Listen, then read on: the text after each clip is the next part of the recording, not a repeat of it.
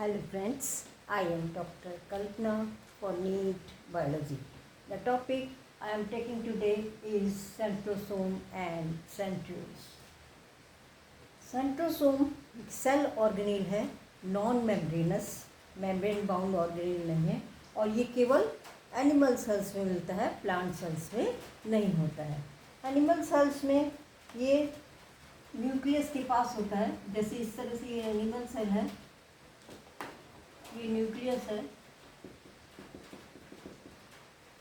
तो न्यूक्लियस के पास में यहाँ पर ये इस तरह का स्ट्रक्चर होता है जिसको कहते हैं सेंट्रोसोम। तो ये हो गया सेंट्रोसोम और ये है न्यूक्लियस और इसमें और ऑर्गेनेल्स हैं। तो इम्पॉर्टेंट चीज़ ये है कि ये नॉन मेम्ब्रेनस ऑर्गेनेल है और केवल एनिमल सेल में ही ये मिलता है। इसको डिस्कवर किया था साइंटिस्ट ने थियोडोर बोवेरी ने। थियोडोर बोवेरी ये साइंटिस्ट थे, इन्होंने सेंट्रोसोम को की डिस्कवरी की थी। इसमें जो है दो सिलेंडर होते हैं, सिलेंड्रिकल स्ट्रक्चर्स होते हैं जिनको सेंट्रियोल्स कहते हैं। ये इस तरह से होते हैं, माइक्रोट्यूब्यूल्स होते हैं, इनमें माइक्रोट्यूब्यूल्स के बने हुए पैरेलल, इसकी लेंथ के पैरेलल माइक्रोट्यूब्यूल्स अरेंज रहते हैं और ये दो होते हैं। और ख़ास बात ये है कि ये दो जो हैं आपस में परपेंडिकुलरली अरेंज होते हैं। तो एक सेंट्रियोल ये है, एक सेंट्रियोल ये हो गए सेंट्रियोल, जिसमें होते हैं माइक्रोट्यूब्यूल।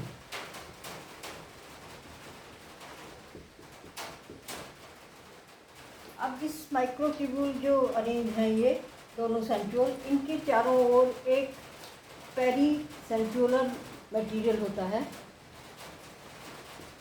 और ये इसलिए इम्पोर्टेंट है कि ये माइक्रोट्यूब्यूल्स को ये अपनी जगह पे बनाए रखने में मदद करता है। ये एक इलेक्ट्रॉन डेंस क्लाउड है, इसके चारों ओर ये पूरा ये कहलाता है पेरी सेंट्रियोलर मटेरियल, PCM।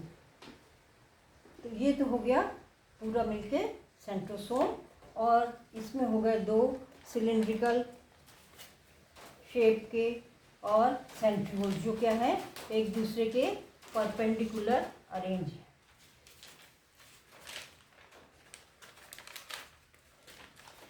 अब क्या है, एक सेंट्रियोल का स्ट्रक्चर देखते हैं यदि हम, तो ये सर्कुलर दिखेगा क्योंकि सिलिंड्रिकल है, तो ये हमें कैसा दिखेगा, सर्कुलर दिखेगा।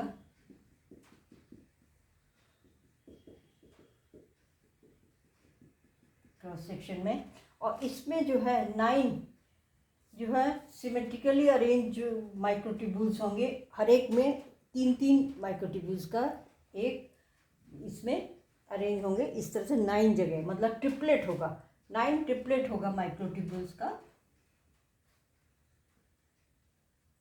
Symmetrically arrange.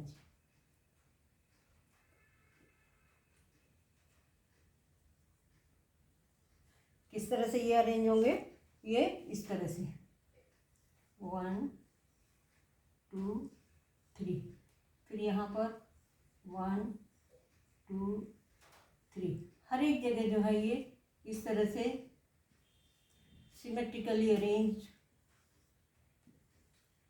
ट्रिपलेट है माइक्रोट्यूब्यूल्स का।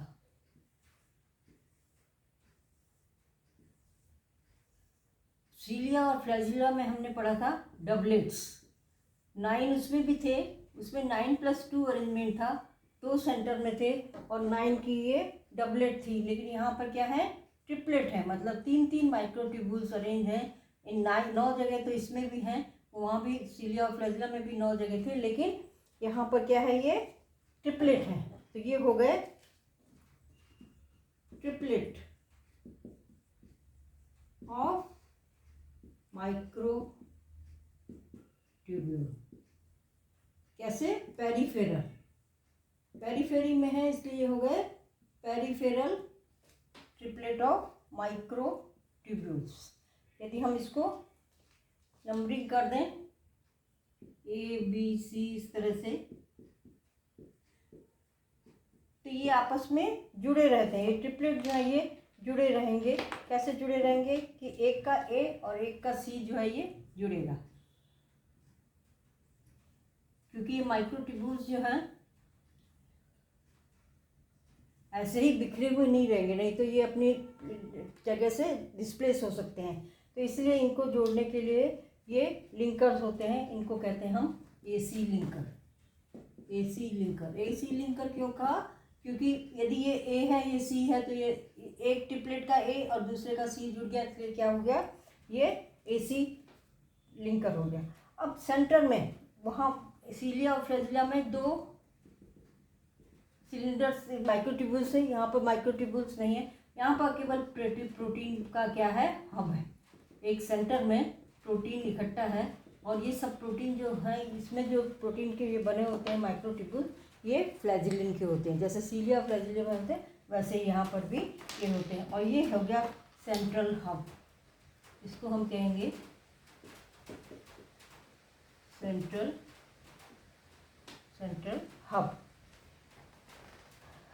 ये जो एक एक है, ये एक एक क्या है? माइक्रोट्यूब्यूल हैं, फ्लैजिलिन के बने हुए, और ये सेंटर में ये हो गया। अब इसके बाद क्या होगा? ये भी जुड़े रहेंगे, जो सेंटर वाला है उससे ये भी जुड़े रहेंगे इस तरह से। इसलिए 9 ये भी होंगे। ये क्या होंगे? Spokes.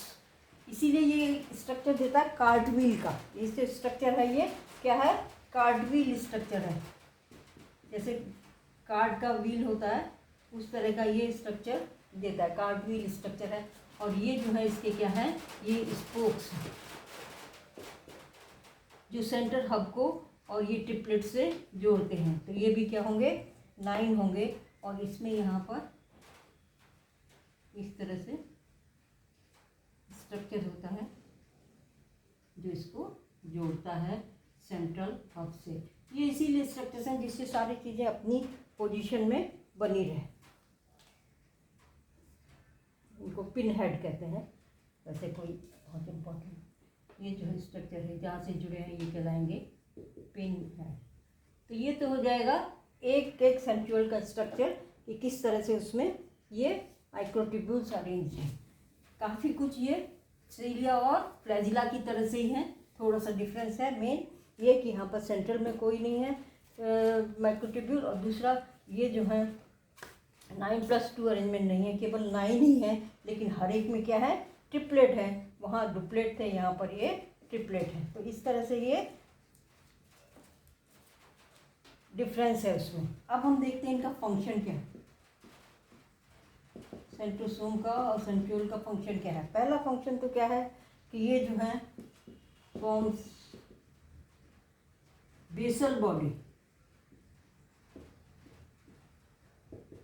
For cilia and flagella. हमने पढ़ा था सीलिया और फ्लैजिला बेसल बॉडी से निकलते हैं। बेसल बॉडी का स्ट्रक्चर बिल्कुल सेंट्रियोल की तरह से ही होता है, उसके बाद ही वो फ्लैजिला और सीलिया वहाँ से निकलते हैं। तो ये इनका एक इम्पॉर्टेंट फंक्शन होगा। फिर क्या है? ये जो देते हैं क्या बनाते हैं? Give rise to spindle fibres. जो सेल डिवीजन के समय स्पिंडल बनता है उसके फाइबर्स का क्या बनाते हैं? वो सेंट्रियोल से ही निकलते हैं। ये हमने पढ़ा हुआ है कि इस तरह से एक सेंट्रियोल इधर आ जाता है, एक सेंट्रियोल इधर आ जाता है, और फिर ये स्पिंडल फाइबर बना लेते हैं सेल के अंदर। सेल डिवीजन के समय ये स्पिंडल फाइबर्स बनते हैं। ये सेंट्रियोल है और ये स्पिंडल फाइबर्स। ये स्पिंडल फाइबर्स कौन बना रहा है? ये बना रहा है सेंट्रियोल। तो ये इस तरह से सेल डिवीजन के समय स्पिंडल फाइबर बनाते हैं। फिर क्या है कि क्रोमोसोम्स जो बढ़ते हैं, हम जानते हैं कि जो क्रोमोसोम्स होते हैं वो क्या होते हैं,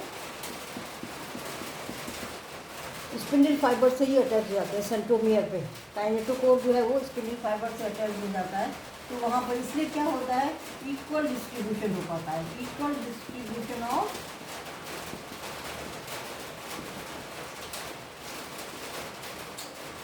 क्रोमोसोम्स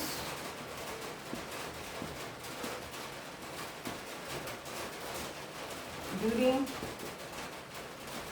सेल डिवीजन। फिर क्या है कि रिडक्शन डिवीजन होता है या जो डिवीजन होता है उसमें क्रोमेटिड्स अलग होते हैं।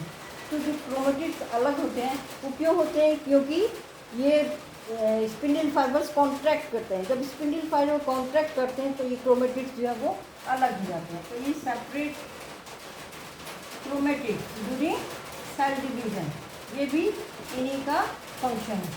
तो इस तरह से ये, और फिर इम्पॉर्टेंट फंक्शन है कि ये जो माइक्रोट्यूब्यूल्स हैं सेल के अंदर, जो सेल का साइटोस्केलेटन बनाते हैं माइक्रोट्यूब्यूल्स, उनको ऑर्गेनाइज करते हैं। ये ऑर्गेनाइज